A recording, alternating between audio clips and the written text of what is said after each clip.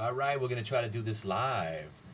Well, it has been another exceptional day with the notion, in fact, that we will never go down again. What's up, people? Welcome back to the program. If I don't get a video out in the morning, I'll just get it out in the middle of the day, whatever I got to do. John Tobacco coming in today to be on the program talking about the stocks that are trying to be found to short. Whether or not you think shorting is a good idea, I don't think so anymore. But the funny thing is, all right, and we've been talking about this on the show, I did an hour rant yesterday about how I thought the market will never go down. And if you notice, I've been talking about that for about 2 years now. How there's an underlying bid in the market and that we're not going to have catastrophes anymore. Sure, we had some down days, some down drifts, but every single one of them was bought, and we always close at the end of the day higher. What I'm trying to make is, so Wednesday we had this blow off top, right, on the Apple, reversed. Everybody was all, woo, what's going on? So then what happened? What did we wind up down that day? The NASDAQ was down 14 points. The leader of the NASDAQ, the leader of the free the free world, Apple Computer, reverses and winds up down. And the NASDAQ's only down 15 points. Absolutely a joke. So your first thought is, okay, so tomorrow we're going to have some follow-through. So the market wasn't even gapping down the next day, was it? But you had Apple down 7, Amazon down 7, Baidu, Google. Everything was gapping down. The Q's rolling down about 8 cents at one point. Right there, you got to know it's something called breath. The market refuses to go down because even with their leader shot in the head, it still refused to go down. So on a day where everybody was preparing for the market to roll over, why do you think it went up? Because generally everybody's wrong. Everybody's wrong. That's why there's no reason to go into any day with preconceived notions. I know some guys, you love doing your homework the night before. You want to start planning out your charts. You want to plan a course of action. Doesn't matter.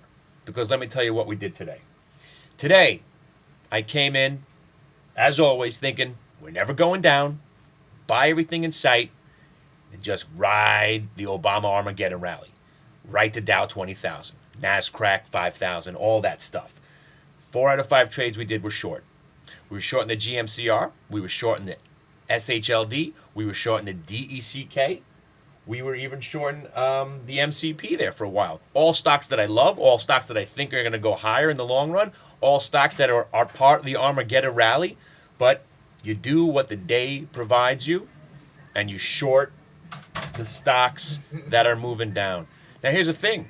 There's nothing better than shorting a stock while the market's strong because it's a clear indication that that stock is actually weak. And they all rolled over. Even the Yoku wound up working, but it just took a little bit more time. Now, where are we now?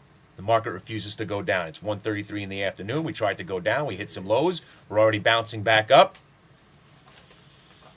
If you want to short stocks, just take this one piece of advice. Don't hold on to them. Don't try to milk your shorts thinking that the market's going to roll over and die. The government's there. The PPT's there. The money's being printed to buy stocks. There's no reason to fight this trend, which I believe will make up for the last 10 years and will be made up for, again, barring that the end of the world comes in December. The market will rally for the next 10 years, and it's going to be something that's never been seen before. Now, when you're feeling left out of a stock that's run tremendously without you, just remember this. It could go up more. It could do whatever you think it could do. It can do the most magical things ever. Do you think that a $2 stock that's at $11 can go higher? Take a look at MITK. Sure, the stock was 20 cents, then $2, and now it's $11 or $12. Why can't it go to $20 or $30? Why can't it? Why can't JDSU go back to $20? Why not? The money is pouring in off the sidelines. Everybody wants in. This is the revolution, the Apple, Facebook revolution. You don't think Zynga's going to make it back to $15? Now, I'm not saying to go out there and blindly buy everything in sight with all the money you have, which you probably would make money if you did. Have some sort of game plan. I love JDSU. I think it's going to $20, but if it breaks 12, I'm going to have to sell it. Hartford Financial. I love Hartford. I think it's going to $33. But if it breaks 16 and a half, I'm going to have to sell it. Always have an out. But if you're a long-term investor, remember, chances are you're going to make money. So what we've been doing now is we're trying to be all that we can be. Swing trading, investing, and most importantly, in and out during the day, trying to make our 15, 20 cents 3 or 4 times a day, 500 a day, $1,000 a day, whatever the case may be. This is the time to have a prop trading account. This is the time you need buying power. Don't be on the wrong side of the Facebook, Apple, Obama revolution. And if you don't know, the uncertainty of Obama being reelected, that's gone from the market too. Welcome back, Obama. 4 more years. For all you guys that don't think it's going to happen, believe it. Don't be caught on the wrong side of the next revolution, and we're right in the middle of it. It's not a bubble. It's none of that. And all of this stuff that I just said, when I believe it's changed, I will let you know. When I think it's okay to start shorting stocks and that doomsdayers, they're going to start coming out of the woodwork, you'll be the first to know. That's why you got to be in the chat room, because the only way to know what's exactly going on is to be involved. So don't be a loser.